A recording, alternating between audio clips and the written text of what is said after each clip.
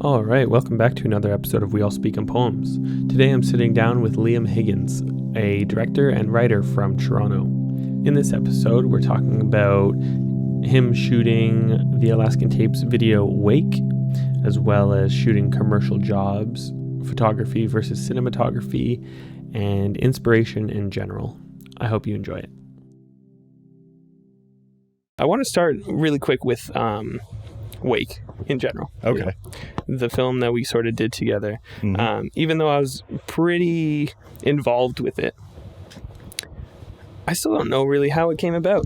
Like, obviously me and you met for coffee, chatted for 3 hours about death metal and skateboarding. Yeah. I was going to say a variety of different things along the course of just interests and things like that. Yeah. Exactly. And then all of a sudden it started, and we were trying to figure out what songs we were going to do, and we wanted to do the solo piano thing. But once I finished my song and the ambient version of the other song that we did, what happened after that? Like, how did you find Martin was the director, right? Yeah. So, I mean, kind of to go back, I guess, for in terms of starting and things like that, like, I wrote Wake over the pandemic. And basically, like, at the time that I had wrote that piece, I didn't always have in mind that it was going to be a very musical centric piece. Like, before, I was just kind of like, I want to make a short. I know how I want it to look. I know how I want it to feel, just based on, like, you know, at the time, like, what I was really aiming for artistically. And then from there, I guess, I don't know, like, I just kind of naturally progressed towards, like, thinking about every element of the production, like, not only just the cinematography, but, like, the audio, the sound, like, everything across the board. And I mean, it kind of came back to thinking about, like, the tone of the piece and the way that I wanted it to feel. And originally, it was actually supposed to be a piece that was surrounded by Theme for the Cross by King Cruel. Oh, okay. Yeah. And so we really loved in that song, there's, like, a lot of very somber, sort of, like, granular piano sound. And I really, really liked that. And that was kind of, like, why I wanted to move in that direction, because it was mixing sort of sound and cityscape with, like, granular piano sounds and, like, really, really just, like, dark kind of melodies and things like that. And I really, really enjoyed that.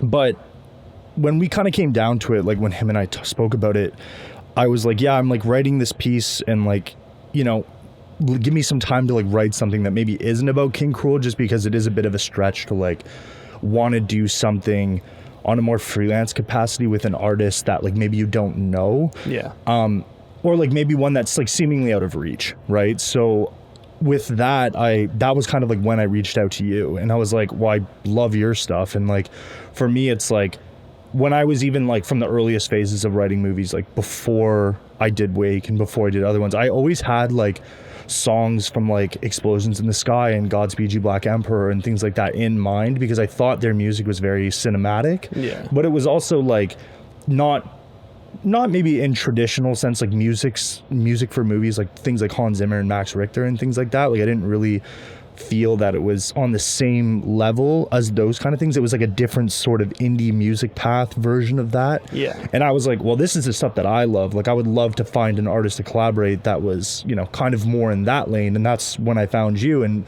when we spoke about things, I mean, like I said, it's like we hit it off pretty quick. We talked about, like, music, skateboarding, and movies and different things like that, and 100%. Photography, right? So, yeah, it was just kind of like a natural blending of things, I guess, right? Because bringing Martin on board, like, Martin's a very visual director, and, like, when I kind of came into the script already, like, knowing, like, literally what I wanted to do a lot with it visually and everything like that, and Martin's kind of expertise outside of directing is being an editor. Oh, okay. So, and I feel like I'm pretty good on the editing side, like, knowing how an edit should flow, but I think Martin's, like, really, really good at it. So, like, when I was working with him and talking with him about it, like, he seemed like a very collaborative partner that would be good for the project, but one where it's like there wasn't going to be so much ego involved. Mm-hmm. So it was, like, really going to be a nice free-flowing collaboration for the most part. Yeah, because that's pretty much what I got from it, was, like, even though you're credited as the cinematographer, you really did take the reins and, like, sort of doing it. I know that you wrote it, but I feel like you sort of brought everything together yourself. You know, it was your project.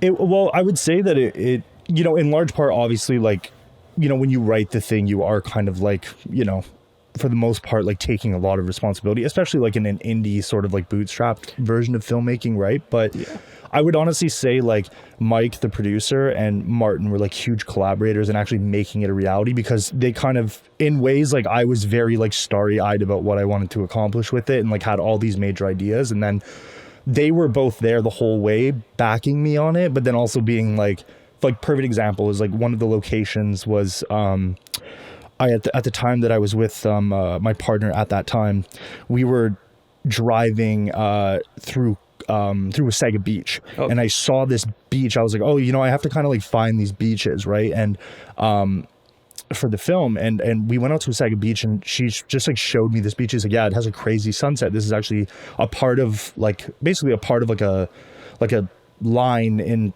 not like a coastline, but you know what I mean, something along a river line or whatever. And around the bend, there's a beach there literally called Sunset Beach. Okay. And she was telling me about like how iconic the sunsets were, and like how it's like kind of known for its sunset, and like that was really the most important part of the piece. So I remember seeing that sunset and being like, this is the beach that we need to shoot at for the film. But it's like 2.5 hours away from Toronto. And when I told that to Mike and Martin, they were like 100%. Like there was no like, oh, I don't know if it's not going to be possible. I don't know if it's going to be, you know, it was very much just like, yes, we'll do it. We'll make it work. We'll find a way to make it work. And that was kind of that's just kind of an inkling of like what working with them was like, right? It was like, as a director and as a producer, they were really supportive of the vision. And same thing with Martin, as much as he was kind of part and parcel handling the direction with me, he was a very collaborative, understanding, and like flexible partner to work with, right? So man, that's so sick. Yeah, it sounds like a lot of the projects, like the ones that you find actually come to fruition and get finished, are the ones that are easy to work on, right? Like it was like this with you. I really didn't have to do much, right? It was the same with Places, like Andrew handled that. And it's really sick. But going back to the locations, that's something I want to talk about too, because a lot of the interior ones were done near like Niagara, right? So the interior locations, we shot this house. It was an abandoned house in Mississauga.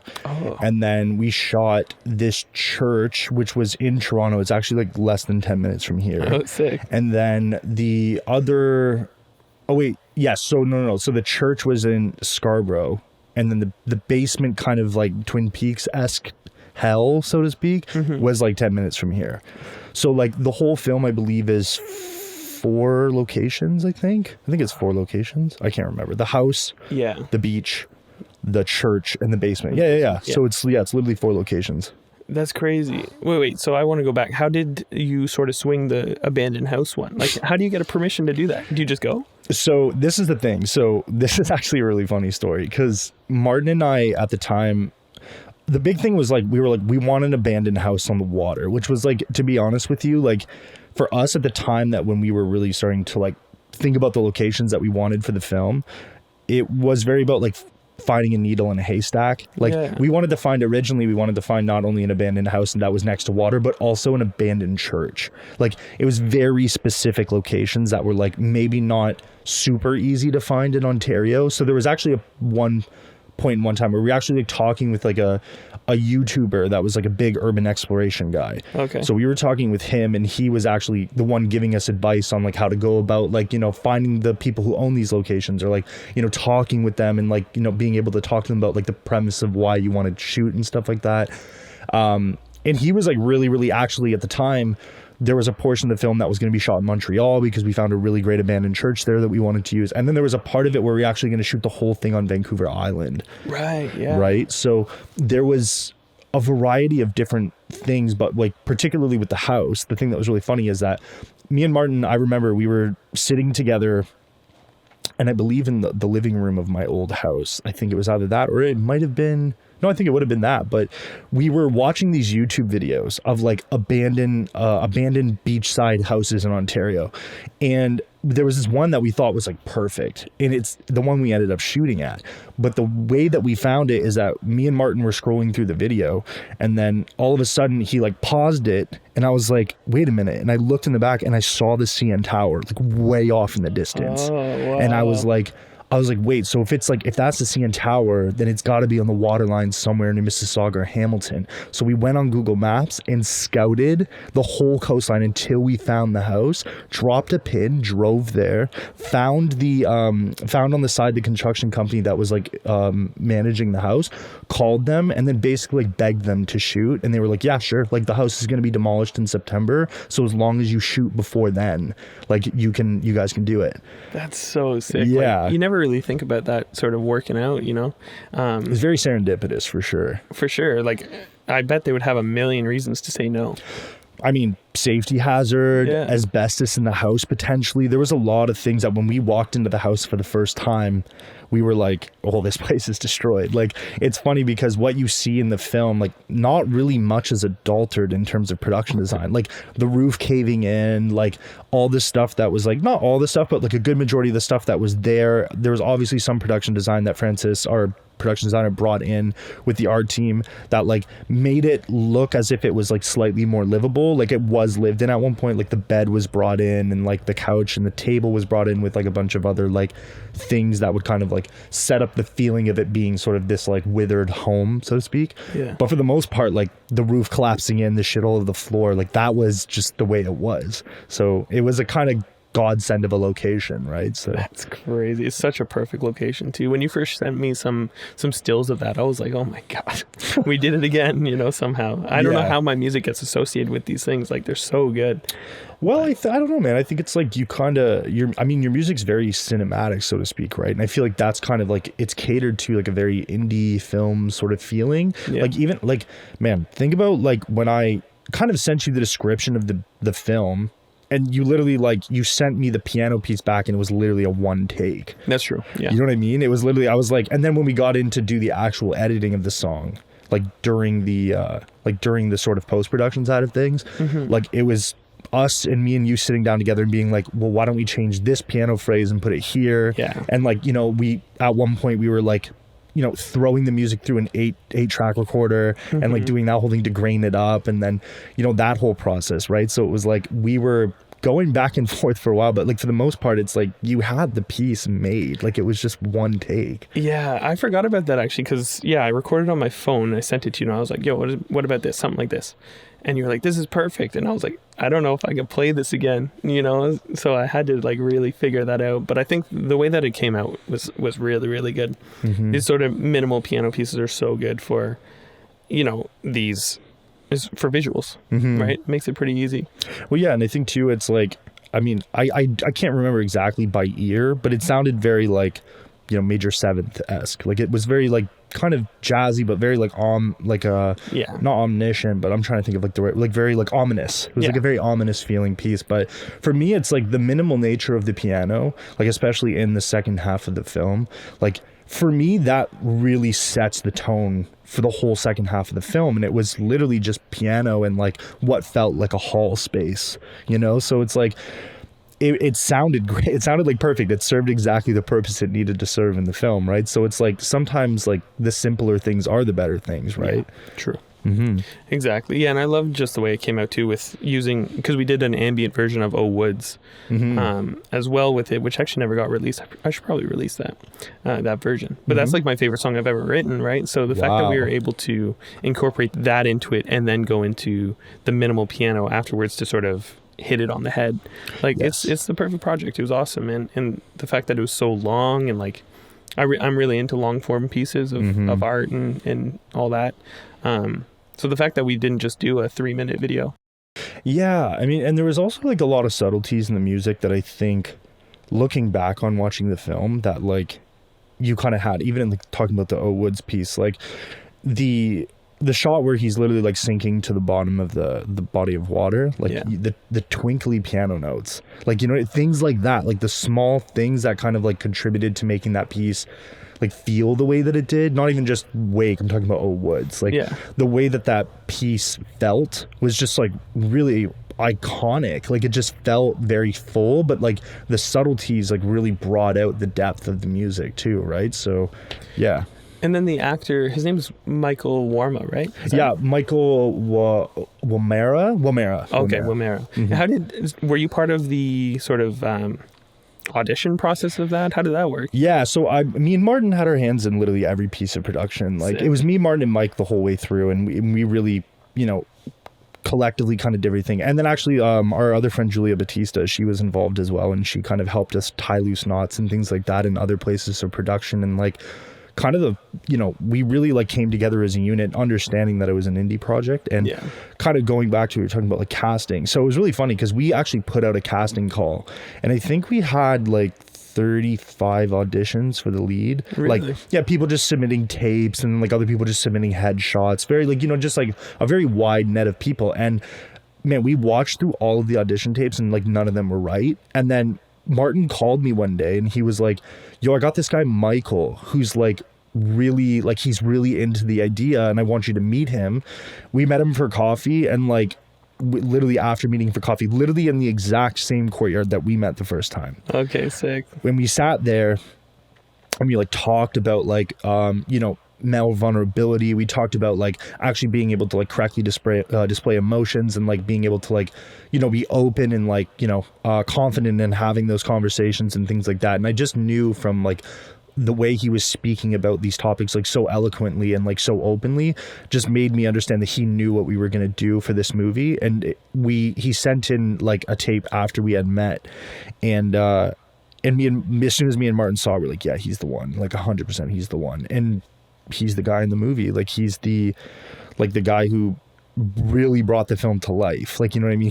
Where everything that me and Martin were trying to explain through the film is all channeled through him, right? So it's like, it was a big undertaking, but he did an amazing job, right? And I would say even Lauren too, the young girl, like, and Brittany as well, like everyone played a very essential role on screen. Mm-hmm. So like, telling the story what it was, but it was like it could have gone in any which direction, but like every single person that came on board like really took to understanding what the concept of the movie was. Even Lauren, like as a young girl, like she was very shy, but she played the role really well. Like it was very simple, very minimal. She wasn't trying to like do anything crazy. Like she was just this timid, sweet young girl who was really nice, and like the whole thing just came together like really, really well. So we got very lucky.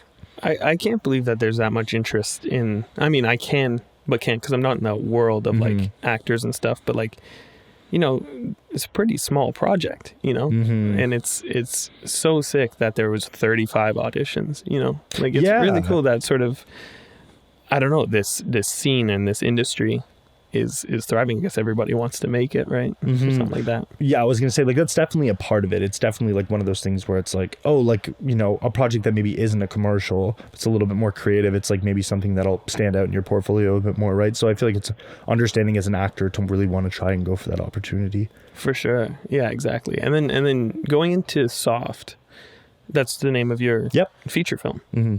And you didn't write that, did you? No, I was just the cinematographer on it. Yeah, Joseph Amenta, they were first-time feature director, did that film. It's fantastic.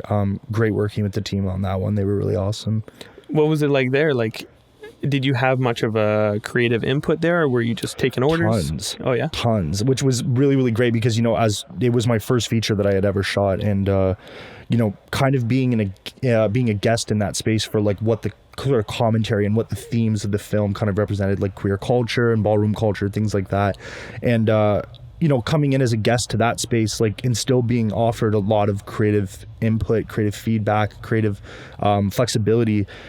Joseph, the director, really gave me a lot of space to really understand what their story was and like how I could contribute something to that visually and understanding what that world was. And, obviously there was a lot of conversations back and forth about how the film was going to be approached, but at the end of the day, Joseph like had the best input because what I see on screen now is like, yep, you're right. Like, it was the best decisions made, right? So, that was we shot that. How long ago would it have been now? September of not this previous year, the year before. Oh wow! So it's been like a year and a half. Yeah, year and a half, I think. Wow. Mm-hmm. I feel like it's still getting pushed. That's the awesome thing, right? You guys are still doing screenings. Yeah, we're still doing screenings and things like that. It's kind of like up in the air of like what's happening with the film next. But from what I know, we're still doing festivals and things like that, still going through that process and whatnot. So, yeah. How did you meet the sort of director and writer of that project of Soft? Was it natural again? No, so that one I actually was very, very lucky. So a couple years ago, I met with a friend of mine, Michael, for coffee, and he's a fellow cinematographer, Okay. and he was actually supposed to shoot that film.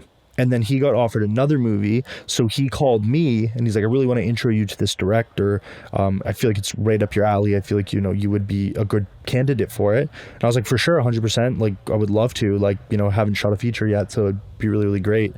And then once that happened, I met with the director and really just like gave it my all, like really became prepared, and like they were asking me, they're like, did you get a chance to look at the script? And I was like, yeah, I've read it 4 times already. Like, and they're like, oh, and I was like, yeah. And like, I had like made notes and feedback for the whole thing so that they could tell that I was serious about it. And a couple other my colleagues and mentors put in a really good word for me to the producers. And yeah, I just remember they had a meeting with me and they're like, yeah, we want you to shoot the film. And I was like, amazing. Like 100% I'm down. So it feels like every project that you go into, you're like 200% in. Like, where does that come from? I try to be really prepared. I think there's a couple things. Like, I think one, like, it's a very commonly used, I guess, kind of like mantra or like saying, but like success is when like preparation meets opportunity. Yeah. Right. And I think that like, for me, I always want to be overly prepared for opportunities, just because I want the director, producer, whoever, writer to know that I'm serious about it. Like, if I read it and I like it, like, I'm 200% in, as you said. Whereas like if I read it and it's not something that I'm fully into, I'm very upfront about that. Okay. Like, I'm very much just like, yeah, like, I read the script, not totally my bag, but thank you for the opportunity. Like, just as professional as possible. But I just think, when I find something that I love, like, or that I see it and I'm like, this is it, like, I'm 100% in. That's crazy. So do you turn down opportunities a lot then? A fair bit, I'd say. Like, it's pretty sick. At this point, like with narrative work, yes, there is a lot of stuff that I turn down, just because I am trying to be a bit more selective about, like, because when you do a feature, it's a long process, right? It's like sometimes you're shooting for 30 days, you're in pre-production for 30 to 60 days, like, and then there's post and post festivals, everything like that. And you want to be involved in that process. So like, you have to make sure that like when you step onto a project of that scale, that like you're 100% in. Yeah. Right. Because if you're not, then like, I mean, you're doing the project a disservice, you're doing the director a disservice, like. And you want to make sure that you're there for that. You want to make sure that you're present for the project. You want to make sure you're present in everything that you do creatively, right? Because if you're not, then the product suffers, and then your name's on that, and like, the director may or may not like feel great about the contributions you made, right? So you want to make sure that you're putting your best foot forward, right? Nice. That's crazy. Like, everything that you're saying resonates with me a lot, like, because like you're saying, if you're not totally into the project as well, you're not going to want to be there. You're not going to do your best work, like you're saying, and the relationships that you could be building in another project, Absolutely. Well, I mean, I would probably say that's the same for you in collaborating with artists, right? Exactly. Like, I'm sure that like, like when you think about a collaboration with like Michael Lassard, like that's something that, I mean, creatively you're very invested in, because you're like, well, not only am I a fan of this guy's work solo, but you're a huge fan of the Contortionist. Like, you're a huge fan of like the music he's done outside of his individual work as well. So you're like, oh yes, I'm invested in you as an artist. Like, the work you do already inspires me, right? Exactly. And like, there's collaborations and stuff, I'm sure that you've had it too, where you are invested in the artist's sort of life and work, but it just doesn't happen because something doesn't mesh very well or whatever, and like it just never gets done. And that happens all the time. Like, that's the reason majority of the collaborations I do never get finished. Really? Right? Is because we start to work and then it's like either we both lose momentum or something just happens and like we're not working very well together or whatever. And like, I don't want to put anything out that's wasn't fun or wasn't like productive or something you don't feel good about. Yeah, absolutely. So that happens all the time. For sure.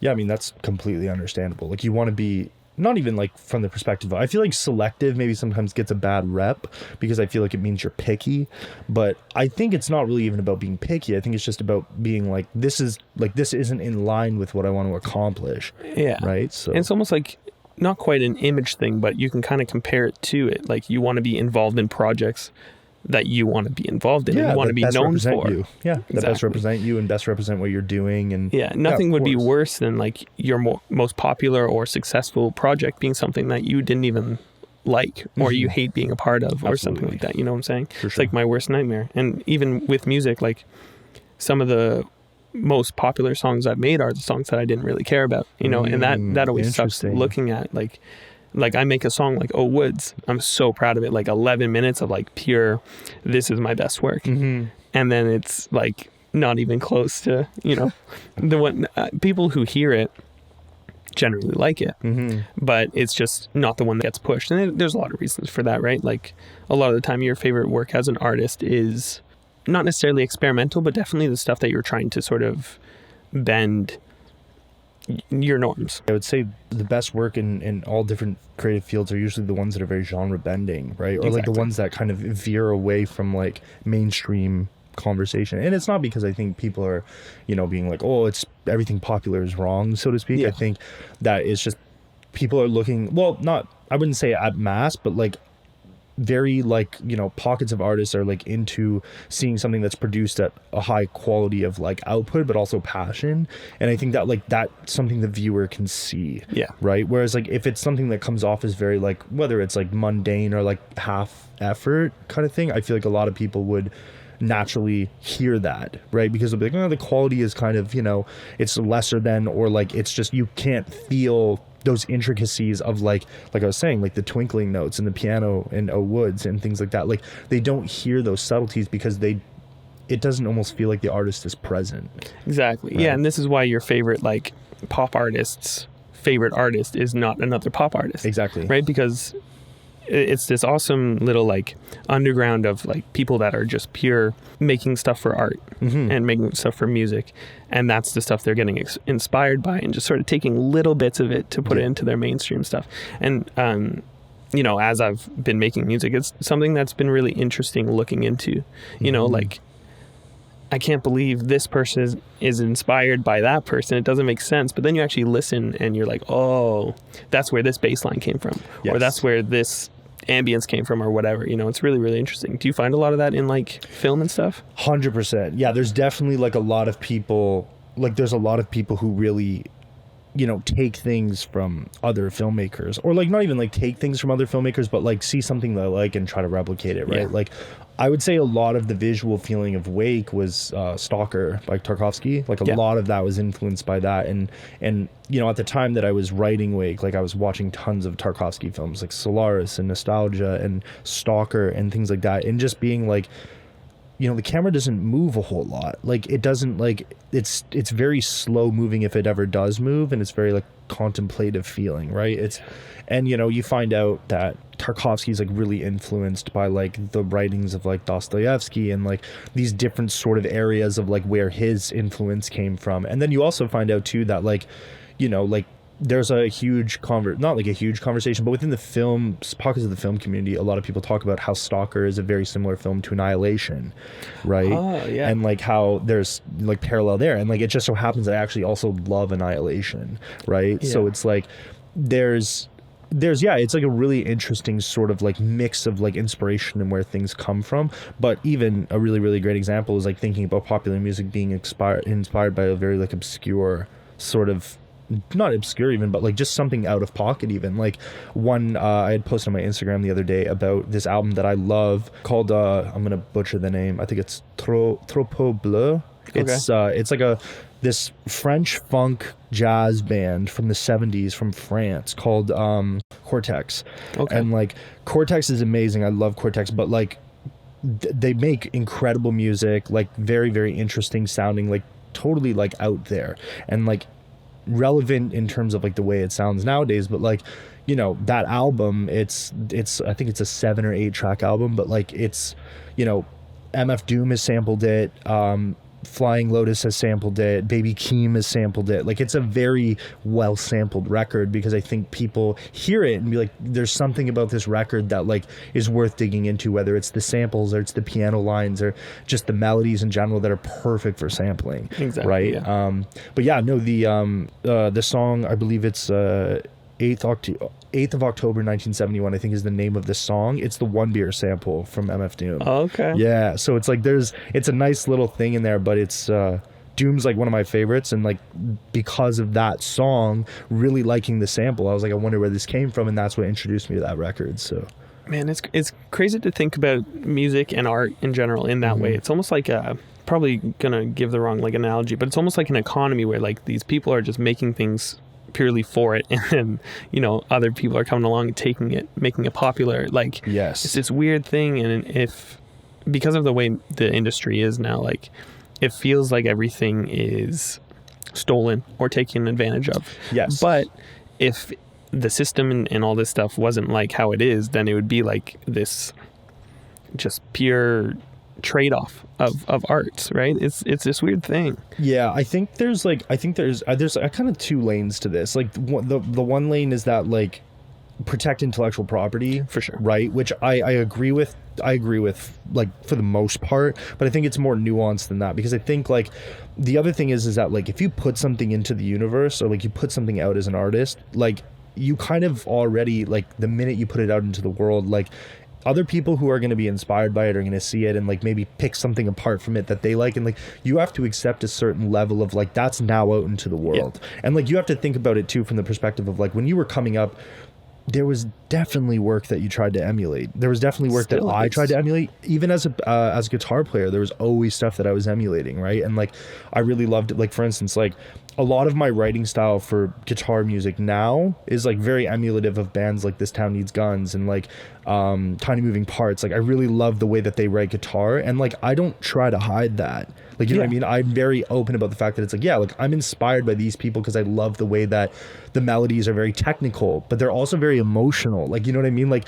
we have to be open to the fact that like the information that we're taking may come from a very, very pure place, but it is still at the end of the day, it is taking and reformatting. Like you have to kind of understand that that's just kind of the microcosm of, or the macrocosm of being an artist. Exactly. Like your work is in a larger pool, and, you know, people are going to want to take from that pool. And I mean, when that does happen and somebody takes from your, or it gets inspired by your work and even tries to replicate it, like that's sick. Yeah, you know? I agree. Like I can't believe my music did that to somebody. Like somebody who I absolutely love is Taylor Dupree. Mm-hmm. If I could make his album So Me, I would be able to stop making music, you know? It's one of those things. That's like the perfect album for me. And it's just like, if he heard that, I don't know the way he thinks about this type of stuff, but like that's sick to be able to hit somebody so hard that they literally wish they made that. Mm-hmm. I think that's cool. Exactly. Right? But like you're saying, there's a lot of like nuance to it, because obviously it's his work. If I came out with another version of So Me, that'd be a huge issue. Well, and see, that's the thing, as much as you do, you know, in ways where, you know, you may try to emulate Taylor Dupree's work, it'll never be Taylor Dupree's work. Exactly. Because there's something specific about what he brings to it that like you won't bring to it. Mm-hmm. Right? And like that's the thing that's interesting, because it's the same thing maybe with you. Maybe a young and up and coming ambient artist is like, I love the music that Alaskan Tapes makes, I want to make music that sounds like Alaskan Tapes, but they need to accept that like part of the journey of becoming a good artist is acknowledging that like you can take, but you never can be, right? And like for me, that's the humbling thing about being an artist, is that I think that you can acknowledge that there's a lot of information that you can take and you can digest and you can interpret and then, you know, execute. Exactly. Right? And like it's going to be different evidently, right? Yeah. But that difference is, that slight tuning of difference is what makes it yours, right? Like there's a really great conversation with, I believe, I want to say he's one of the percussion players from the band The Internet. Okay. And they talk a lot about them.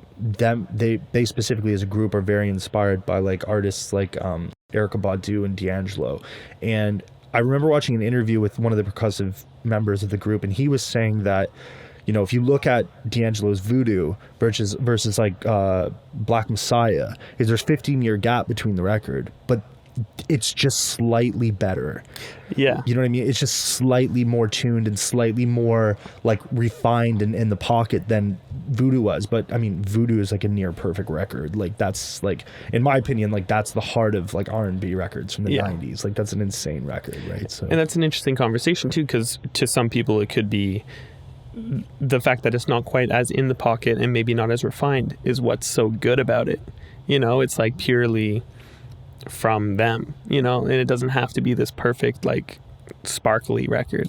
Well, of course, and I think, like, again, I think what it boils down to is that the most important thing about being an artist is your voice, right? Because your voice is the one thing that defines you and separates you, right? And I think, for instance, like, when I think about voice, talking about the D'Angelo record, Questlove talks about how much he was, like, on tour at the time, and, like, I think he was on tour at the time, and like he was watching, or I think Dilla was opening, and like how he talked about how he emulated his style of drumming after what Dilla was doing, right? And like he heard Dilla and was like, he was so used to like very tight drumming, like very, very like snappy, tight, like things like that. Whereas like what he noticed about Dilla was like his use of quantization, but also his use of like how sloppy the percussion sounds, and like how that's sort of his signature, right? So that's the thing, is it's like his signature then went on to influence like a lot of R&B, a lot of hip hop, like all of it, right? And like,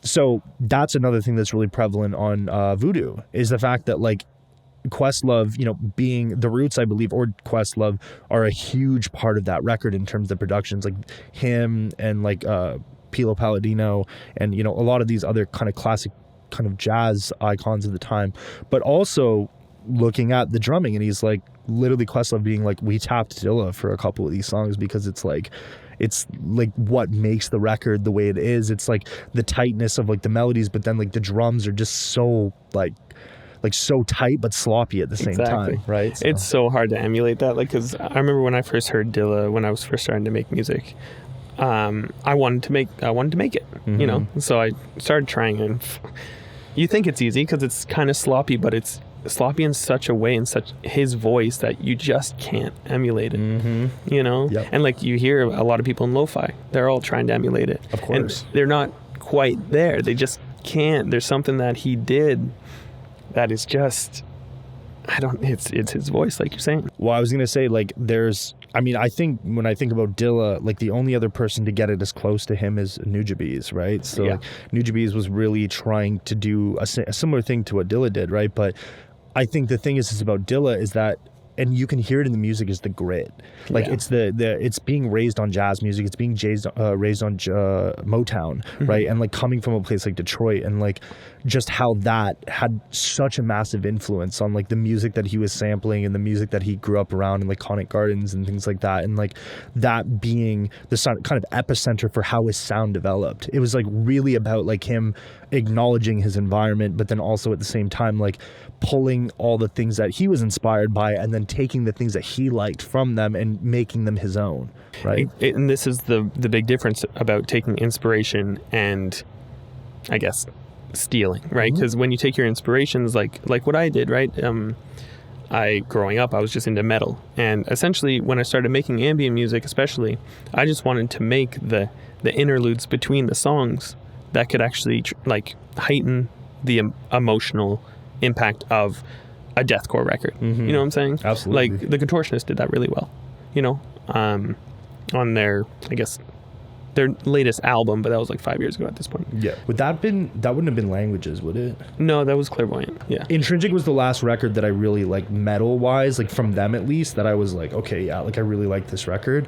But Exoplanet's a perfect album. Oh, for sure. Like, you know what I mean? Like that's in kind of what you're saying. Like there's this beautiful meld of like ambient sounds that remind you of like, you know, celestial events, so to speak. Like the whole album was themed around space, right? And it was like, it was metal and it was heavy, like tracks like Oscillator, and like, you know, they're heavy tracks, but then you have these more down tempo tracks like Egress, like those last three songs at the end that were like more melodic, and they were more like ambient in a way. So I can understand how that would be really inspiring for you. Yeah, and there's even like As I Lay Dying has that song This Is Who We Are, and they have that like piano ballad at the end of it, and that was really inspiring. That was the first song I ever learned on piano when I was like 12 or 13. And it was just little pieces of that type of music that I was like, there's more here. And even like Bring Me the Horizon did all those like chill step remixes back in the day, you know? And as maybe bad as they are now, back then to a 16-year-old, it was amazing, right? Sure. It was this whole other genre, and it was like oh, you can do dubstep and electronic music, but you can also make it like this, you know? And I guess that's how I got introduced to like downtempo, you know, it's through that type of thing, but wanting more of it and not being able to find it. And then, you know, Taiko came up and all the chill wave stuff. Yeah. But it's just really interesting. You can really tell when an artist tastefully wears their influences on their sleeve. You know what I'm saying? Very, very true. Yeah, I mean, like, were you born in Oshawa? No. Where were you from originally? Just pretty close to it, Whitby. So I guess it's pretty much Oshawa. Okay, so this is what I thought, because I thought it was Whitby, and I was like, did you grow up listening to Protest? Yeah. Oh, yeah. Right. Of course. So Protest is like, I mean, look at all the music that Arif wrote, like, for that group, right? Like, looking at like an album like Fortress and Kazaya, and like the amount of like piano and ambient influence on those records too, like jazz even, right? Because it's funny too, because like there was a group. I'm from Windsor, right? And there was a group that was from Windsor when we were younger called Assassinate the Following. Okay. And one of the guitar players from Protest managed Assassinate the Following. Okay, cool. And Assassinate the Following's music is, you know, for the lack of a better term, like a Protest the Hero ripoff, right? And it was very obvious, right? So I think kind of with that in mind, there's a certain balance about wearing your influence on your sleeves. And it's interesting because like the same thing that happened to Dilla with all the lo-fi people wanting to emulate him happened to Meshuggah with the whole genre. Very true. And still happening, right? Like it's really interesting when a band comes along, you can tell they're influenced by Meshuggah, but they're not them. They're not trying to be them. You know, it's really cool, and you can see that a lot in every genre of music. Well, it's actually really funny. It's like I have this conversation with some of my musician friends sometimes about like metal music in general, and how like a lot of metal, I mean, as much as people want to admit it, like metal, the only reason metal exists is because of Black Sabbath. Yeah, like, Black Sabbath is like literally the group that defined what metal is, right? Because, you know, if you go back and you listen to recordings from like Volume 4 and Masters of Reality, like that was all of the stuff that influenced like stoner punk and like all the stuff that was like slow, like kind of like, you know, metal, so to speak, right? And it's just an evolution from there. So when you talk about a band like Meshuggah, you're like, yeah, like Meshuggah was the reason bands like Volumes exist and like, you know, things like that. But I would see, if you look at the technical prowess of a band like Meshuggah versus Volumes, like I don't mean to shit on Volumes, but like I hate that band. Like I really do. Like, and it's not because I think they're a bad band, but I think that like Gent, it's a spectrum, right? With like, if you look at Gent, like technically bands like Periphery are Gent influenced. I mean, they just came out with an album called Gent Is Not a Genre.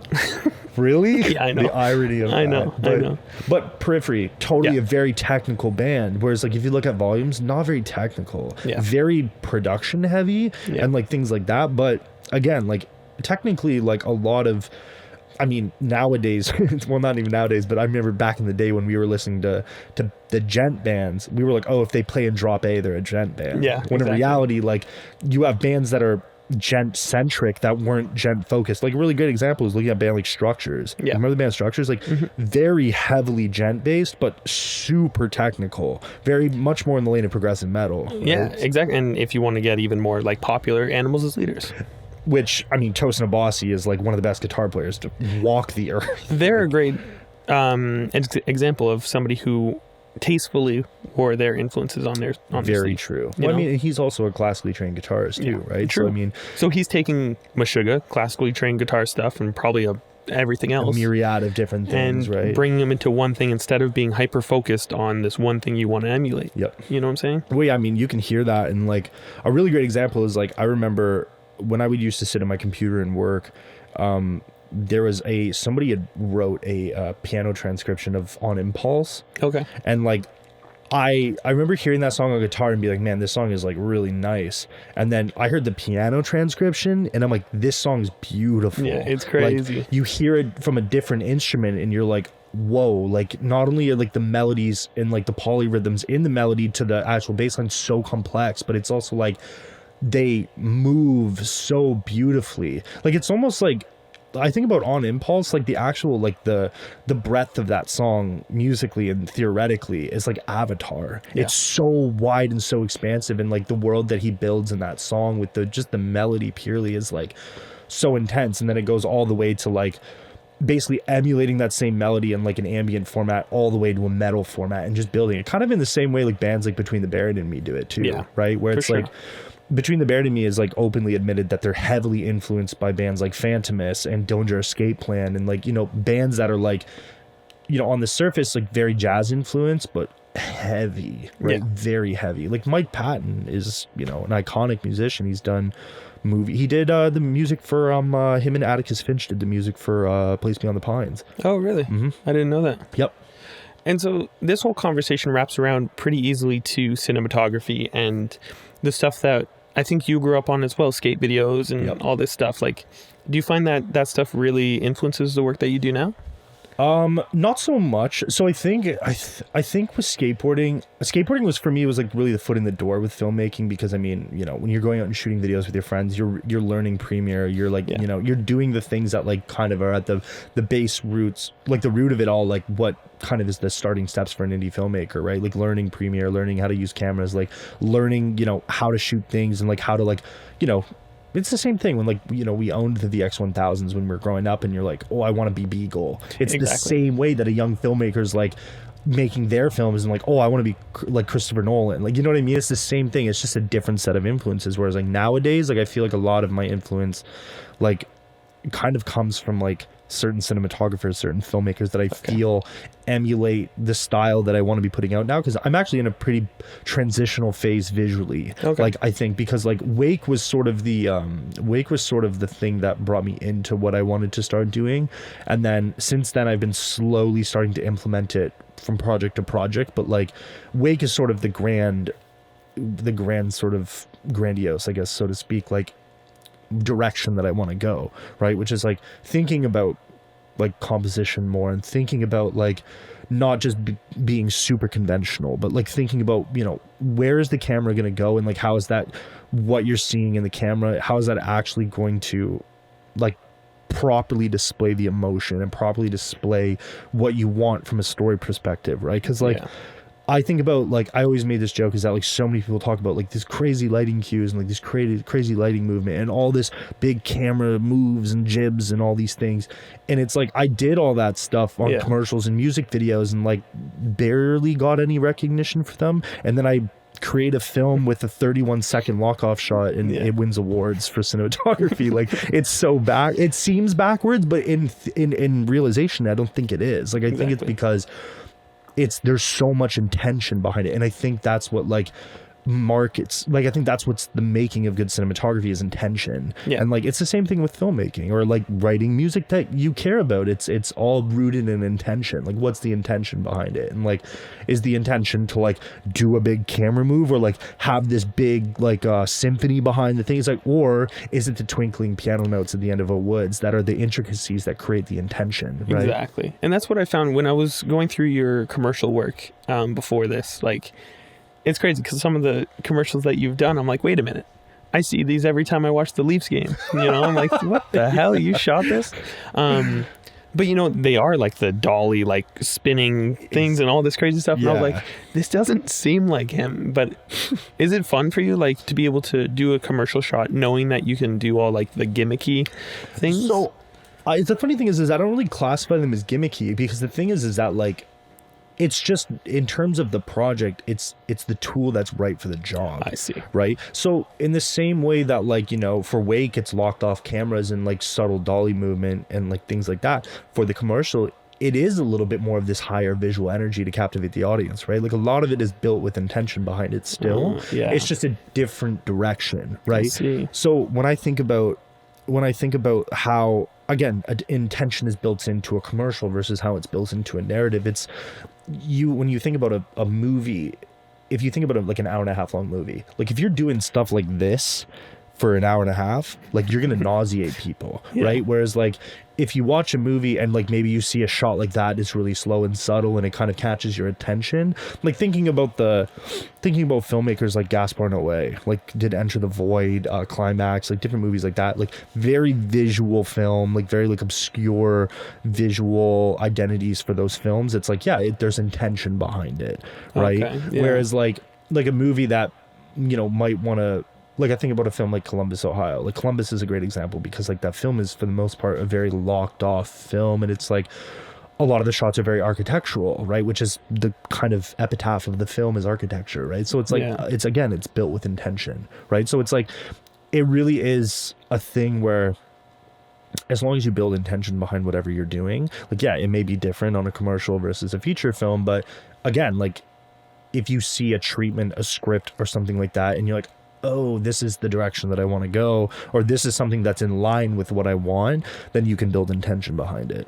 This makes a lot of sense. I'm going to start using this sort of like, I don't even know what to call it. Mentality. So to speak, yeah. Man, that's sick, yeah. But speaking more about commercial jobs and stuff, do you use it sort of in the way to fund your passion projects?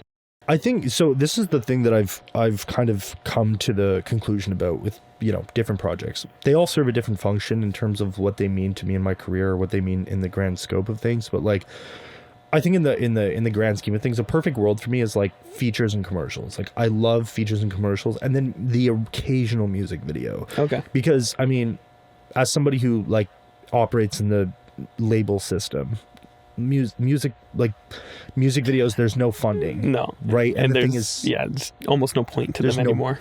Well, see, this is the thing is like this is actually a discussion worth having, because is there a point or is there not a point? Because I think what it is the industry needs to reevaluate how they're using them. Yeah, that's fair. Right. Because I think the main thing is that like there still exists a model of like, people think of it very black and white, being like, oh, music videos are commercials for the artist. Yeah, they are, but like they're also like ways in which, you know, like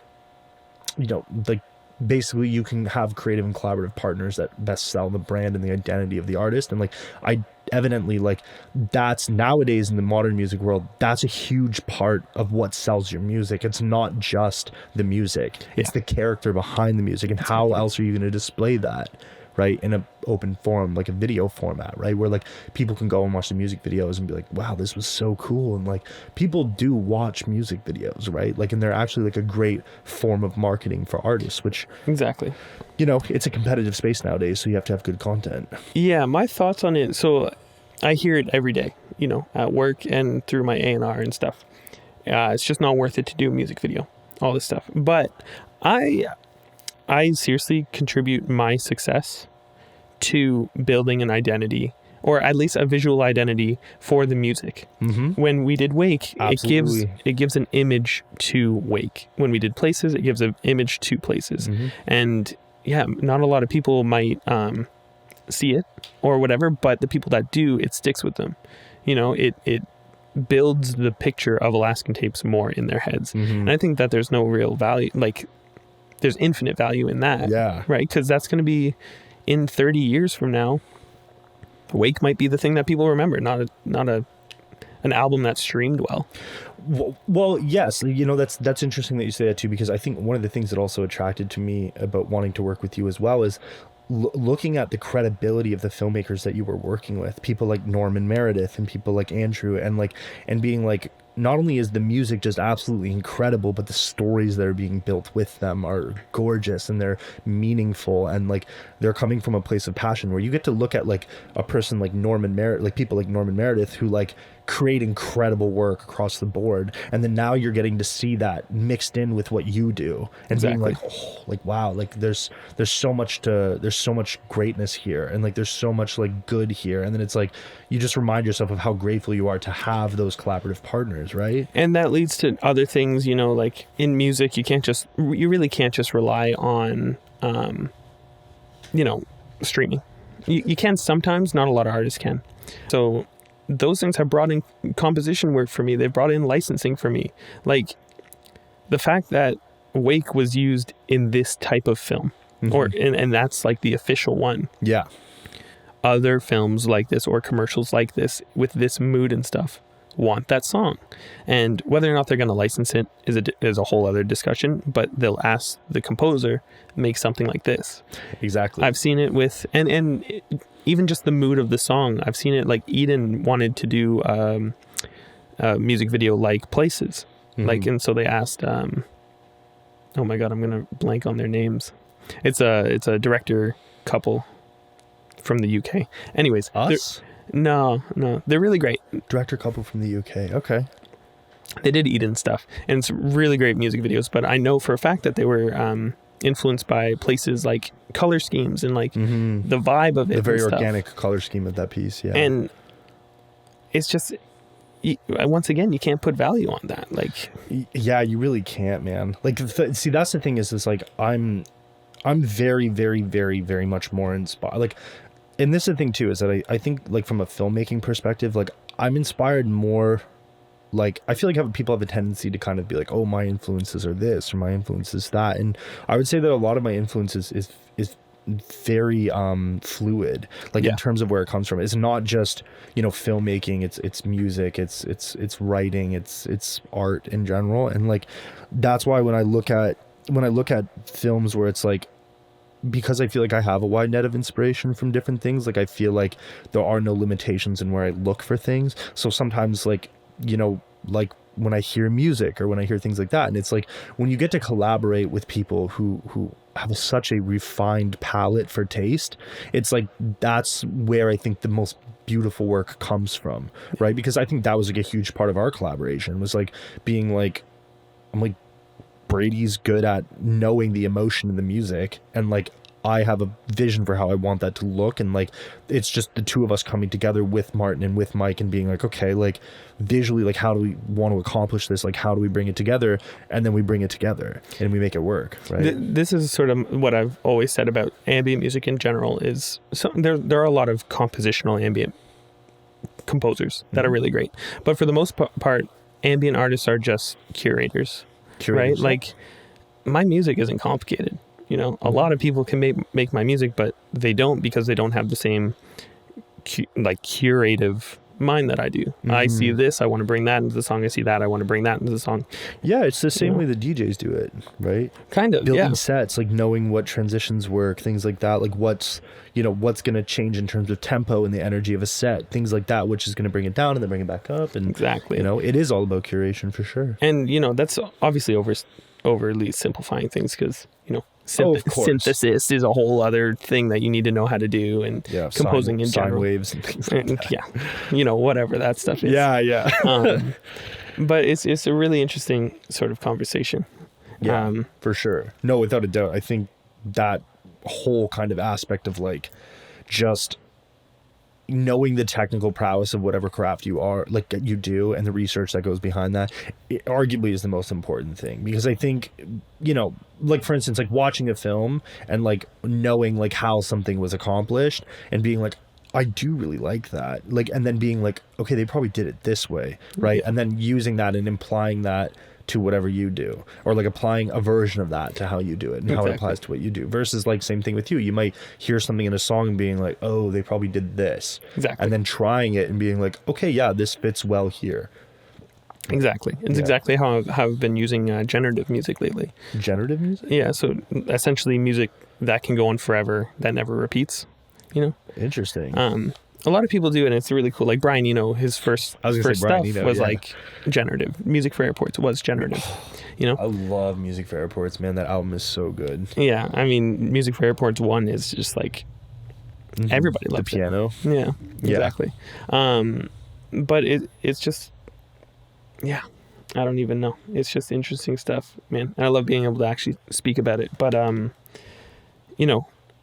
you've done Wake, you've done Soft, and you've done a bunch of commercials in between.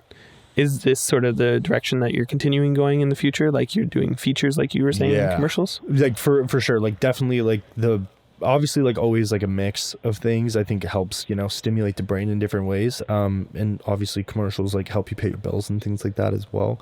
But I think, for me, like wanting to, centralize myself more as an artist, working on feature films and things like that is kind of like where my heart is, just because I feel like that's where I'm working optimally in my craft, is like, being able to sit with one project for a couple months and really stimulate myself in the world of that story, and understanding one thing versus like, sometimes in any given month I'll have like 5 projects, and like, you're spreading yourself thin, right? So it's like months where like I can have more of like a bearing to be like, yeah, you're working on a feature for the next 2 or 3 months. Like that for me is like, okay, great. Now I can like just focus on this. Yeah, that sounds great. Right. Because then, you know, your needs are, for the most part, your needs are met, right? And you're consumed with one thing at a time, right? Like obviously, like, you know, it's good to have a variety of things, and like the way that I've always kind of placed it, and one of the mantras that I was gonna say before was that like if feature films are like powerlifting competitions, then like commercials are going to the gym.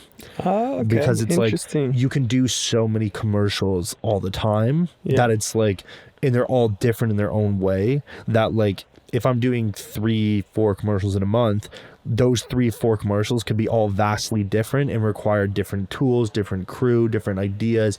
And at the time that you're also expanding your network, you're also like refining your capabilities in a certain area of the craft. I see. Right. Interesting. Mm-hmm. That's sick, man. Yeah, I just want to say thank you for coming on to this.